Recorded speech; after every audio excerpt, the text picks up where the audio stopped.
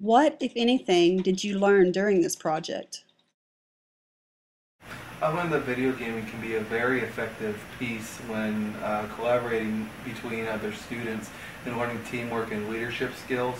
Although leadership wasn't the best role and had some kinks to work out, it can be worked out and do better in the future. I feel like I learned how to actually play the game because I've never played this game before, and since most MMORPGs are the same, I think that I've learned how to use the skills I use in this game and am able to apply them to a lot of other different games. I learned leadership skills. During this project, I learned a lot of teamwork with the 6 other group members I had with there.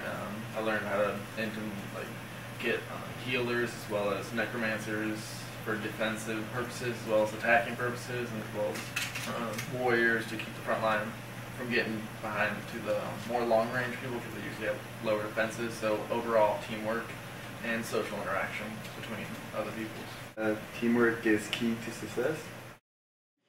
Do you think using Ventrilo helped the team communicate better with one another?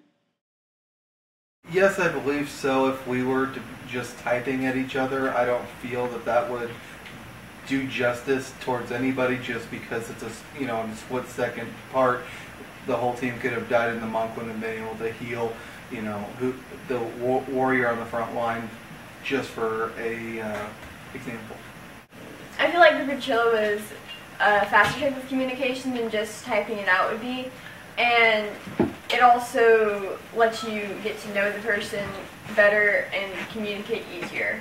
I think it made it easier because if you're just typing back and forth, it takes a minute to read the type and realize what's happening, and in that second, one of your teammates could have died and then you failed the mission, and yeah. I feel that Ventrilo really helped speed communication. I mean, you could just blurt out something as soon as you see it. Like if the leader sees a really heavy hitter, like fire-based mages on the game was really difficult to kill fast enough without them dealing a lot of damage to your party. So the leader would just call out this guy to attack, so they'd just call out flame mage, and then we would all attack the flame mage at once and then take him out without minimal losses. Yes, because typing took time that you usually did not have. Do you feel like the team's communication skills increased over the course of this project? Absolutely. Everybody started working together better and more effectively and understanding what the heck everybody was talking about. Whereas when we first started, most of the newer people had no idea what the heck anybody was talking about at all. Yes, at the beginning it was very stunted and we couldn't really communicate with different people, and in the end we could actually bring in different and new people into the team and communicate with them as well. It's easier to interact with people that are online, not really in like everyday to-day social life. I felt least engaged at the very beginning. The first part of the project where me personally, we were in Ventrilo and everything, but I didn't own or have a headset or a mic. So I could hear what was going on through the sound speakers, but I couldn't really communicate well and had to type everything out really fast, and then sometimes people couldn't read it, so that's when I felt the least engaged. Day one, it was kind of all over the place. No one really knew what to do or calls, or they didn't know how to double click on a guy by holding control, and also it tells that that's what they're attacking. And then Ventrilo was really quiet, only 1 or 2 people talked the whole time, and then towards the end everyone was laughing and calling out spots, and just the communication rose naturally. Yes, they did. When working as a team, do you feel that everyone's role is crucial to the team's success or failure, and why? Absolutely. Looking at any business or anything like that, there has to be people that lead and people that are the workers, basically. Just like how we played. There was one person that led the group and helped everybody out to make sure that everything got done as needed. The reason why I think that, because it's obviously working in the workforce right now, so it's got to be done here. If that leadership role and someone taking over wasn't there, it'd just be mad chaos. Yes, I do believe so, because each member had a different role, whether it was scouting or healing or anything else. And if one of the members couldn't provide support in their role, then the rest of the team would fall apart without them.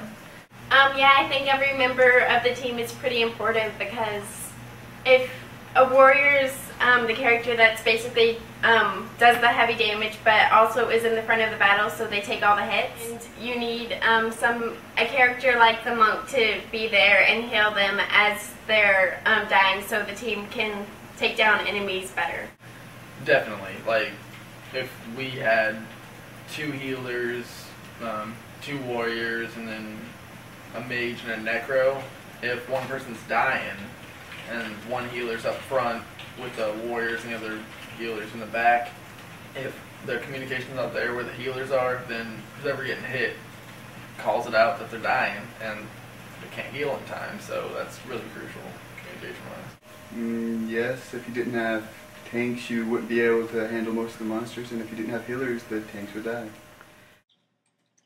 Did the group's teamwork skills increase over the course of this project?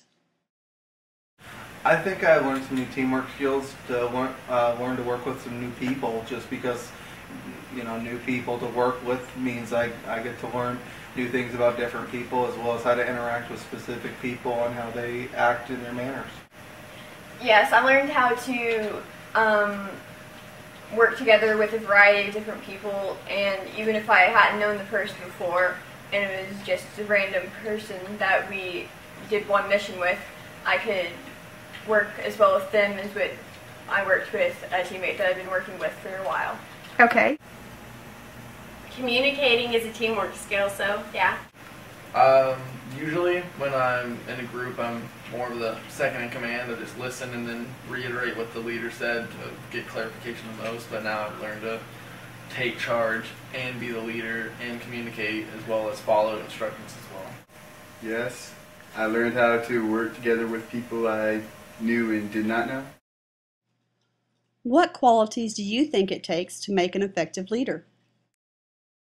The quality that I think it takes to make an effective leader would be the fact of they need to be open to suggestions. They can't just say, well, I'm right and everybody else is wrong, just because someone may see something differently. They might be thinking outside the box.